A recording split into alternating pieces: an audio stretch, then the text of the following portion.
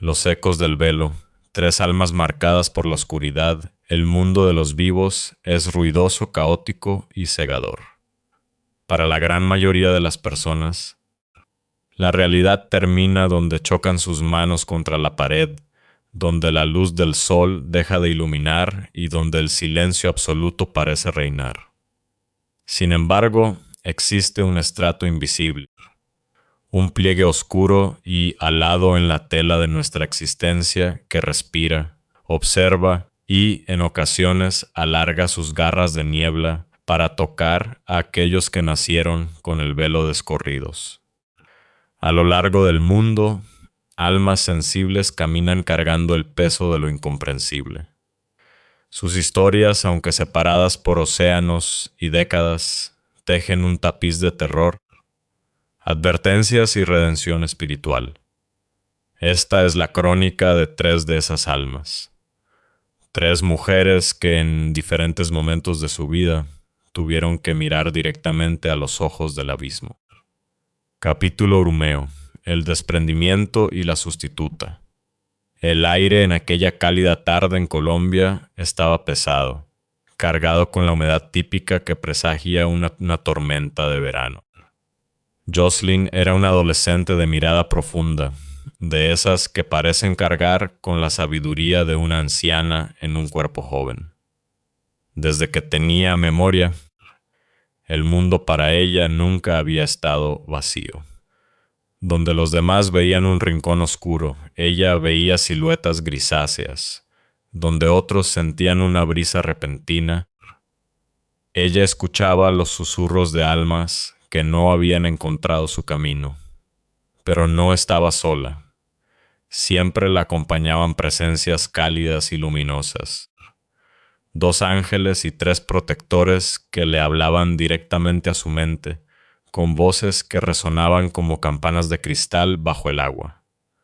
Aquella tarde, Jocelyn estaba sentada en las gradas de la escuela de música junto a sus dos mejores amigas. El sonido de los violines y los coros lejanos se mezclaba con el eco de sus risas adolescentes.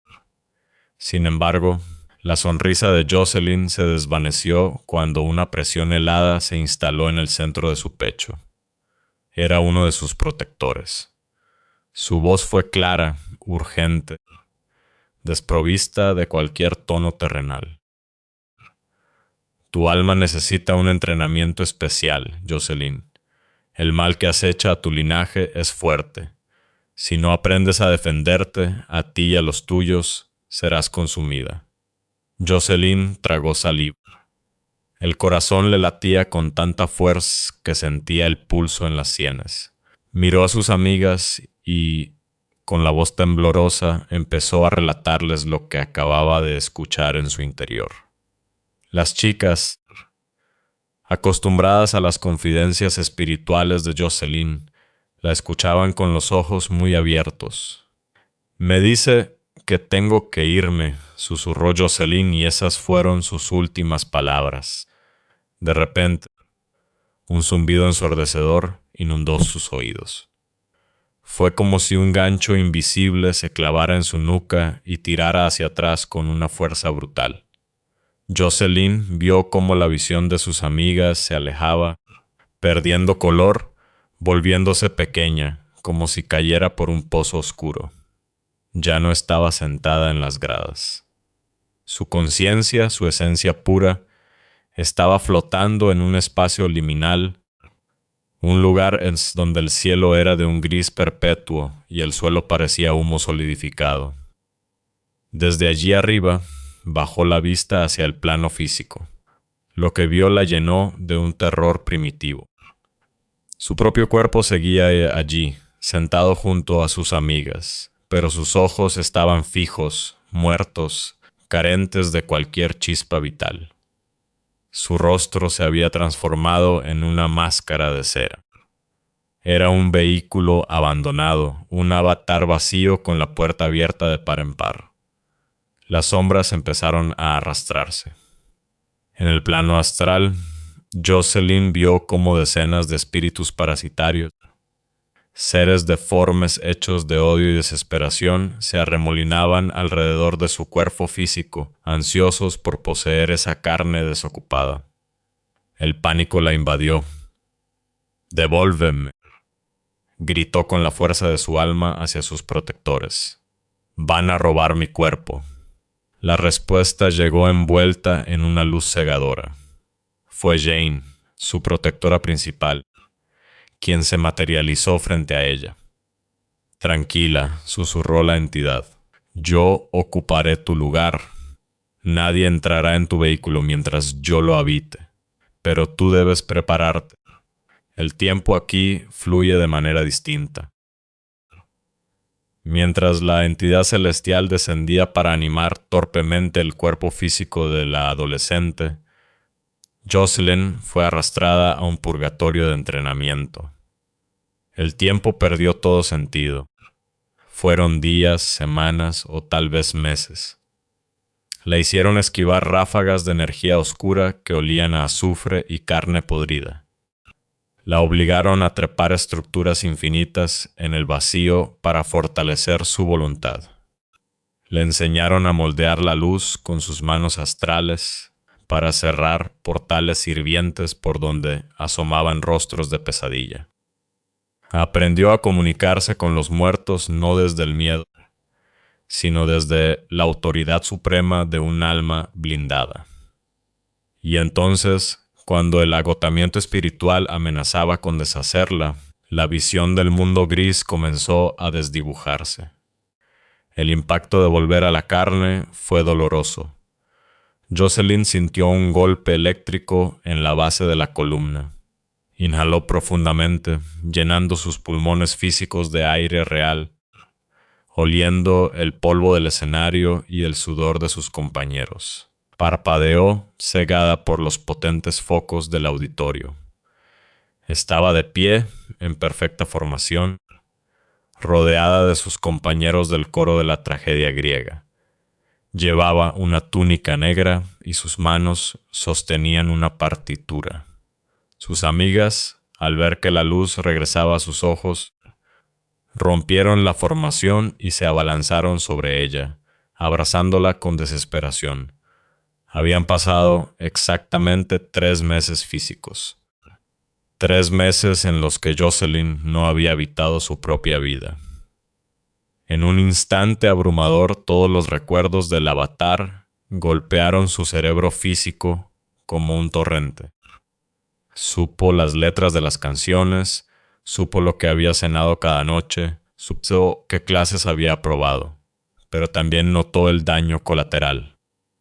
Tiempo después, su hermana mayor la miraría con ojos llenos de recelo y le confesaría el horror de convivir con aquello que se quedó en su lugar. «Durante 3 meses fuiste un monstruo de hielo», Jocelyn le diría a su hermana, con la voz quebrada por el recuerdo. «Te aislaste. Eras seca, tus movimientos eran mecánicos, tu voz no tenía entonación.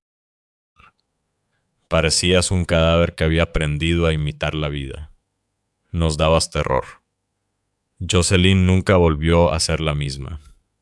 Regresó al otro lado con las manos manchadas de conocimiento arcano. En las semanas siguientes, selló 3 fisuras demoníacas que se habían abierto cerca de su hogar y guió a decenas de almas en pena hacia la luz. Pero el don tenía un precio amargo. La primera visión clara que tuvo tras su regreso fue ver el rostro de su abuela palidecer hasta convertirse en una calavera. 2 días después, la anciana falleció. Jocelyn comprendió entonces la lección más dura del mundo espiritual. El poder de proteger no te exime del dolor de la pérdida. Capítulo Deus. La señora de las joyas y el sabueso del velo. Mientras Jocelyn dominaba las energías en Colombia, al otro lado del Atlántico, en las frías y solitarias montañas de la Sierra de Madrid, un tipo muy diferente de oscuridad echaba raíces. No era una entidad nacida del más allá, sino algo mucho más letal, la maldad humana enredada con la brujería más putrefacta. El chalet de piedra oscura y madera crujiente se alzaba en medio de un bosque de pinos que parecían garras apuntando al cielo plomizo. Desde que María tenía uso de razón, aquel lugar estaba maldito por las emociones de sus habitantes. Las paredes de la casa habían absorbido durante décadas el veneno de un matrimonio destrozado, el de sus abuelos paternos, y luego el colapso del matrimonio de sus propios padres. Todo culminó en un doble divorcio que fracturó a la familia, dejando el gigantesco chalet abandonado, sumido en un silencio lúgubre durante años. Cuando María cumplió 9 años, la vida la forzó a regresar a las entrañas de aquella casa. Su padre y su abuelo, unidos por la soledad, habían vuelto a habitar la planta baja. Para María, lo único puro en aquel ambiente denso era su perrita, Laika, a la que todos llamaban Pupi, un animal de ojos dorados que poseía la extraña costumbre de quedarse mirando rincones vacíos y gruñir a las sombras. Pero la poca paz que existía se desmoronó el día que el abuelo introdujo a una nueva mujer en el chalet. Nadie sabía mucho de ella, solo que era extranjera. Siempre vestía con ropas oscuras y ostentosas, y sus manos estaban pesadamente adornadas con anillos de oro que tintineaban como monedas fúnebres. A María le causó un rechazo visceral e inmediato. La mujer exudaba una energía densa. El aire a su alrededor se sentía frío, y siempre dejaba a su paso un rastro de olor a tierra húmeda y flores marchitas. Aquel verano, María fue obligada a pasar 1 mes y medio en el chalet. Su padre trabajaba 12 horas al día, dejándola sola en la inmensidad de la casa, a merced de sus pasillos interminables y sus crujidos nocturnos. Fue entonces cuando la casa despertó. Comenzó sutilmente. A las 2 de la madrugada, cuando el viento aullaba contra los cristales, un sonido metálico y acuoso rasgaba el silencio. Clink, clac, shhh. Alguien o algo estaba lavando los platos en la cocina de la planta baja. La primera vez María se tapó con las sábanas hasta la cabeza, temblando, escuchando el frotar de la esponja contra la loza y el chorro de agua golpeando el acero inoxidable. Al día siguiente, escuchó a su padre y a su abuelo discutir. «Oye, ¿quién se pone a lavar los platos en la madrugada? Haces mucho ruido», se quejó el abuelo, frotándose los ojos cansados. «¿Yo? Pensé que eras tú», respondió el padre, con el ceño fruncido. El estómago de María se encogió. Aquella noche, armada con una valentía nacida del terror desesperado, decidió bajar cuando el sonido de la vajilla volvió a comenzar. Sus pies descalzos no hacían ruido sobre la madera fría. Se asomó desde el marco de la puerta de la cocina. El corazón le daba latigazos contra las costillas. La luz fluorescente parpadeaba, arrojando sombras largas. No había nadie frente al fregadero. Sin embargo, el grifo estaba abierto. El agua corría sobre una pila de platos enjabonados, y una esponja flotaba en un charco espuma sucia. El ambiente estaba helado, tan frío que María pudo ver el vaho de su propia respiración. La actividad paranormal se multiplicó. A plena luz del día, mientras María jugaba en el patio, sentía el inconfundible peso de una mirada. Al levantar la vista hacia la ventana desde su propia habitación en el segundo piso, vio una figura. Era una sombra negra, densa como el alquitrán, con la forma perfecta de un hombre alto que la observaba fijamente desde el interior de su cuarto. El terror prolongado le provocó a María un colapso nervioso. Las peleas con su padre se volvieron insostenibles empujadas por la energía tóxica que impregnaba las paredes, y la niña terminó marchándose de allí, cortando todo contacto con su progenitor durante 3 largos y oscuros años. Durante ese exilio, María descubrió que su don se había abierto por completo, infectado por la casa. Veía a una niña de cabello negro y mojado que se sentaba a los pies de su cama por las noches, a veces llorando, a veces sonriendo con una malicia que le helaba la sangre. Su madre enfermaba constantemente sin explicación médica. Las pesadillas la acosaban, mostrando futuros de enfermedad y desgracia. Cuando María finalmente tuvo la fuerza de reconciliarse con su padre y volvió a hablar con él, la primera pregunta que salió de sus labios fue por su ancla emocional. ¿Cómo está Pupi? Hubo un silencio al otro lado de la línea, un silencio pesado, roto por un suspiro trémulo. Pupi murió María. El mundo entero se desmoronó. Pero la tristeza pronto se transformó en un horror absoluto al escuchar la historia completa. El abuelo había roto con la siniestra mujer de las joyas, pero ella se había negado a desaparecer. La mujer, consumida por un odio enfermizo y practicante de artes oscuras, había comenzado a acosar el chalet. Lo que el padre relató superaba cualquier película de terror. La seguridad de la casa no servía de nada. Las cerraduras no se forzaban, las alarmas no sonaban, pero la mujer entraba. El padre contaba cómo, en mitad de la noche, se había despertado sintiendo una respiración cerca de su rostro, y al abrir los ojos, había encontrado a la exnovia del abuelo parada junto a su cama, mirándolo fijamente en la oscuridad. En otras ocasiones, al buscar unos zapatos, descubrían que la mujer llevaba horas metida dentro del armario principal, en silencio absoluto. O al mirar debajo de las camas en busca de algo caído, se encontraban con el par de ojos inyectados en sangre de la mujer, devolviéndoles la mirada desde las sombras. No solo era su presencia perturbadora. Debajo de los colchones, enterrados en los arbustos del jardín y escondidos en las tuberías, encontraron decenas de envoltorios de tela negra. En su interior había huesos de animales pequeños, tierra de cementerio y agujas oxidadas. En las paredes del sótano, la mujer había dejado mensajes escritos con un líquido espeso y rojizo. Frases que no tenían sentido para nadie, excepto para la familia. Eran los secretos más oscuros que la bisabuela de María, muerta hacía años, solía susurrarle a los tíos. ¿Cómo conocía esa extraña los secretos de una muerta?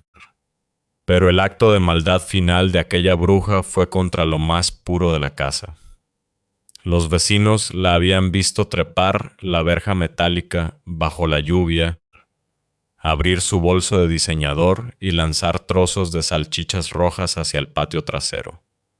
Salchichas bañadas en un veneno ritualístico. Pupi, la fiel perrita, murió horas después vomitando espuma negra, sacrificada en el altar del rencor de aquella mujer.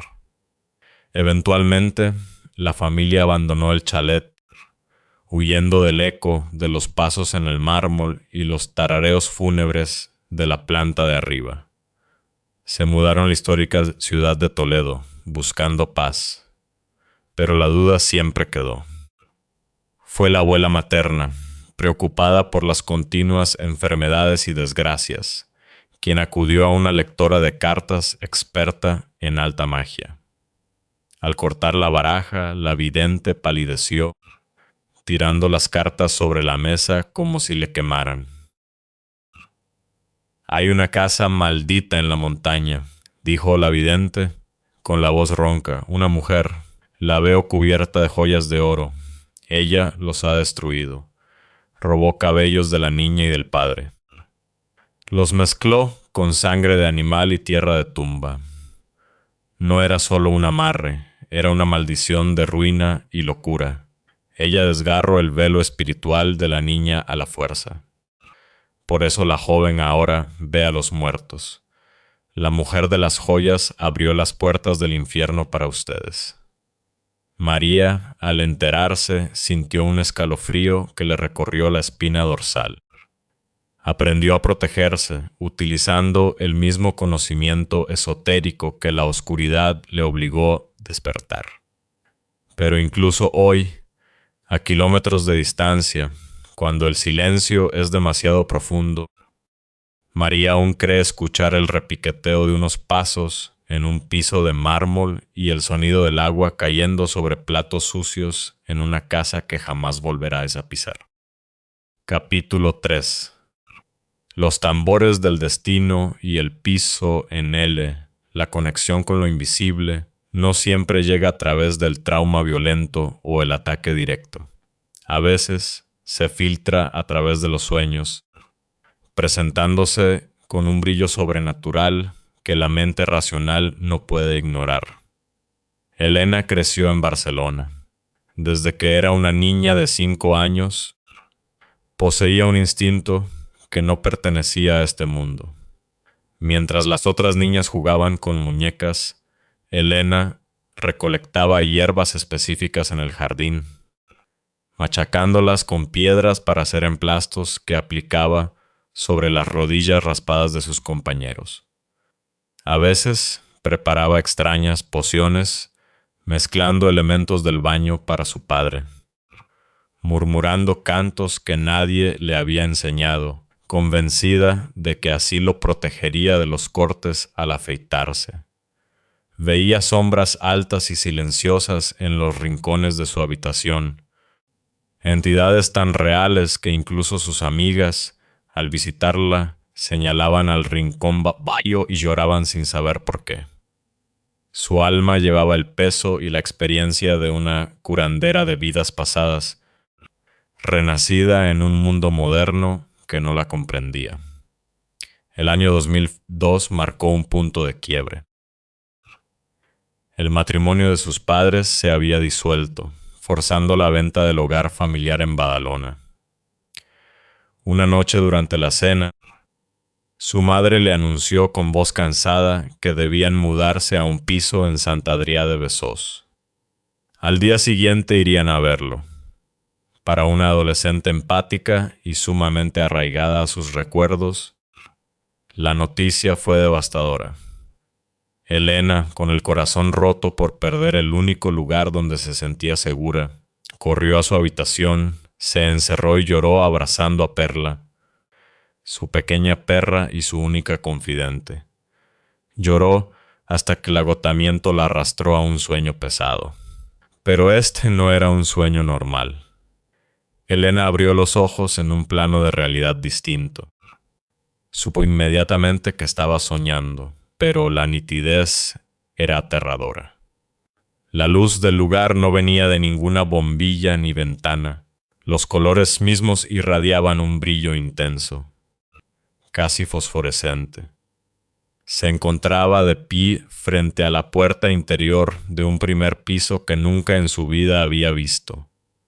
La madera de la puerta parecía invitarla a entrar. Empujó suavemente.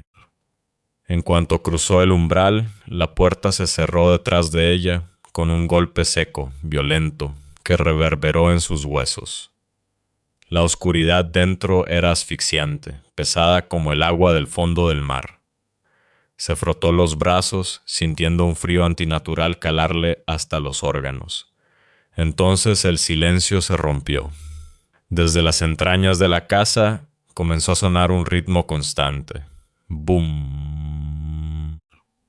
Boom. Eran tambores. Guturales, primitivos, sonando con un eco de ultratumba que parecía hacer vibrar las paredes de yeso. Era la banda sonora de una procesión fúnebre olvidada. Impulsada por una fuerza invisible, Elena comenzó a caminar. A medida que sus ojos se acostumbraban a la penumbra irreal, empezó a trazar mentalmente el plano del lugar. Era un piso en forma de L, A su izquierda, un recibidor minúsculo daba paso a un pasillo corto. A su derecha, el pasillo principal se extendía como una garganta oscura. Empezó a recorrerlo, guiada por el sonido de los tambores. Pasó junto a una habitación con ventana de aluminio. Pasó frente a la cocina. Llegó al comedor, donde divisó un pequeño ventanal que daba a un balcón y al fondo la habitación principal. Nada. El piso estaba vacío. Pero la música venía de atrás. Retrocedió sobre sus pasos, la respiración agitada, hasta la cocina. Antes la puerta de cristal estaba cerrada, pero ahora colgaba abierta, revelando el acceso a un patio interior. Los tambores sonaban ensordecedores ahora, acelerando su ritmo frenético. Elena salió al patio. La luz aquí era enfermiza, como la de un eclipse total. Miró hacia el suelo de baldosas sucias y el grito se atoró en su garganta. Allí, tirada boca arriba, convulsionando débilmente, estaba su perra Perla. El animal lloraba, un gemido agudo y lastimero. Elena cayó de rodillas junto a ella y vio el horror.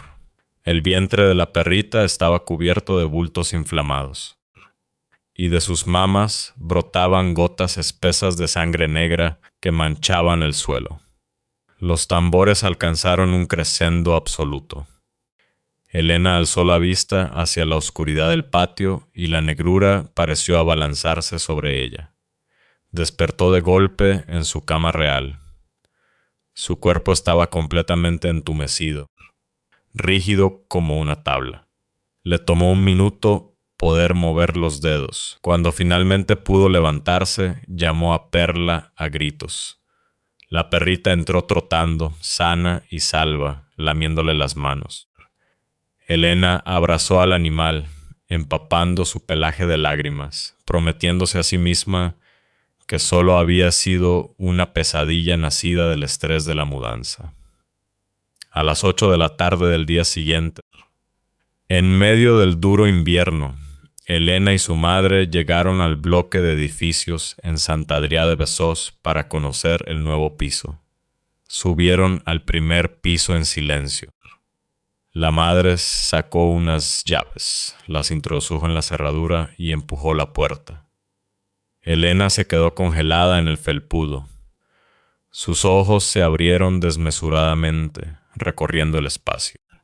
Era el piso en L, el recibidor, el pasillo corto a la izquierda, el pasillo largo a la derecha con la puerta de aluminio, la cocina con la puerta de cristal al fondo. Era exactamente el mismo escenario del sueño, centímetro a centímetro. Perla, que iba atada con la correa, se encogió, metió el rabo entre las patas y emitió un gruñido bajo, negándose a cruzar el umbral. «Vamos, pasa, ¿qué haces ahí parada?», dijo su madre, encendiendo las luces, ajena a la pesadilla que su hija estaba viviendo despierta. Al poner un pie dentro del apartamento, Elena sintió que la gravedad se multiplicaba. Un mareo brutal la embistió, haciendo que su visión se nublara. El frío del lugar penetró su abrigo, helándole la sangre. Trató de disimular, apoyándose en las paredes mientras su madre le mostraba orgullosa las habitaciones que Elena ya conocía a la perfección. La adolescente no dijo ni una sola palabra. Sabía que su madre, sumamente escéptica, la tildaría de loca. 2 semanas después consumaron la mudanza. La estancia en ese piso fue un purgatorio. Como la madre de Elena trabajaba hasta las 10:30 de la noche, contrató a una chica de 18 años llamada Sandra para que la cuidara y paseara a Perla. Elena, siendo reservada, nunca le mencionó a Sandra la atmósfera opresiva del lugar. Una tarde de invierno, sobre las 7:30, la noche ya había caído por completo. Tras terminar los deberes, Sandra y Elena se abrigaron para bajar a la calle con la perra. Apagaron absolutamente todas las luces y aseguraron la puerta. Ya en la calle, el aire cortante les golpeó el rostro. Mientras Perla olfateaba un árbol, Sandra levantó la vista casualmente hacia la fachada del edificio. Frunció el ceño. «Oye, Elena, te he dicho que apagaras todo. Te has dejado la luz del balcón y del comedor encendida», la regañó Sandra señalando hacia arriba. Elena se encogió de hombros con confusión. «Imposible, yo misma he pulsado los interruptores. No veo bien de lejos, igual es el reflejo de la farola». Sandra entrecerró los ojos para enfocar mejor. De repente, su voz se cortó en seco. Elena vio cómo el rostro de la chica de 18 años perdía todo el color en un segundo, adquiriendo un tono ceniciento. Los ojos de la niñera estaban fijos, inyectados de terror puro, mirando hacia el balcón del piso en L. «Elena», susurró Sandra, y su voz era un hilo frágil temblando en el aire.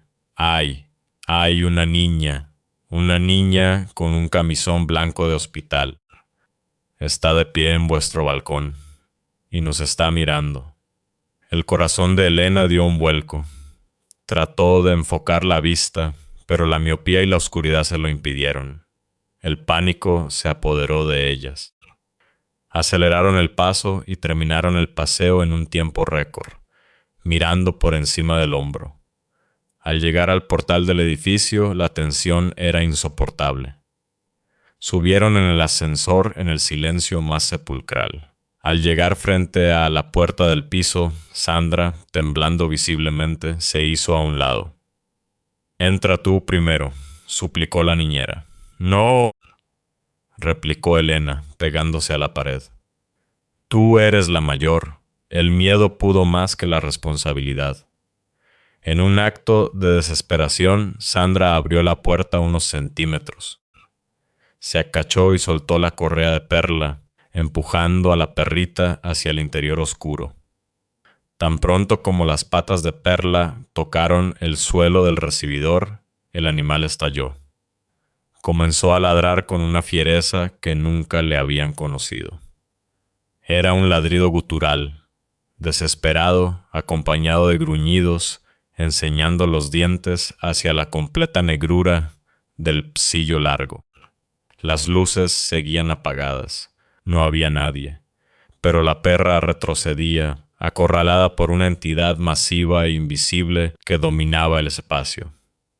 Esa noche, cuando la madre llegó, Sandra, llorando, le contó sobre la niña de blanco en el balcón.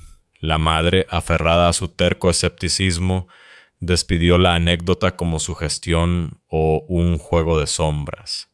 Pero el daño ya estaba hecho.